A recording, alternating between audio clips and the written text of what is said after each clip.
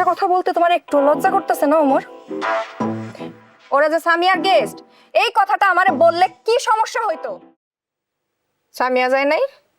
ও হ্যাঁ হ্যাঁ, সামিয়া সামিয়া ওই সামিয়া ওদিক দিয়ে যাচ্ছিল, তারপরে সামিয়াও কিছুক্ষণের জন্য ছিল। মিথ্যা কথা বলতে তোমার একটু লজ্জা করতেছে না ওমর? ওরা যে সামিয়ার গেস্ট, এই কথাটা আমারে বললে কি সমস্যা হইতো? আচ্ছা ঠিক আছে, তুমি সামিয়ার গেস্টে আপ্যায়ন করবা, করো। এই জন্য তুমি শাহানার কাছ থেকে টাকা নিবা? টাকা নিছো ভালো কথা, তাও বুঝলাম। তুমি মেয়েটারে সাথে করে নিতে পারতা না? মেয়েটারে তুমি বলো নাই পর্যন্ত। ভাবি তুমি তুমি তুমি একটু শান্ত হও ভাবি, তুমি উত্তেজিত হও না। আমি তোমাকে বুঝিয়ে বলছি ভাবি। আর শান্ত হওয়ার কিচ্ছু নাই ওমর। আমি এতদিন মনে করতাম তুমি পাগল হওয়ার যাই হও, তোমার ভেতরটা পরিষ্কার।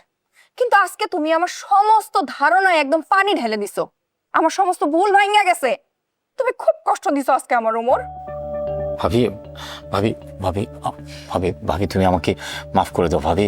আমি আমি আমি আমার অন্যায় হয়েছে ভাবি। ভাবি আমি আমি আমি আমি আমি আমি শাহানাকে আমি নিতে চেয়েছিলাম ভাবি, কিন্তু ভাবি ওই যে সামিয়ার কথার ফাঁদে পড়ে আমি আর কিছু করতে পারিনি ভাবি। ভাবি আমি ওখানে যাওয়ার পরে আমি বুঝতে পেরেছি আমি ভীষণ ভুল করে ফেলেছি ভাবি। আমি আমি শাহানার সমস্ত টাকা আমি ফেরত দিয়ে দিব ভাবি, আমি খুব শীঘ্রই দিব। আমি প্রয়োজনে ওর কাছে ক্ষমা চাইবো ভাবি।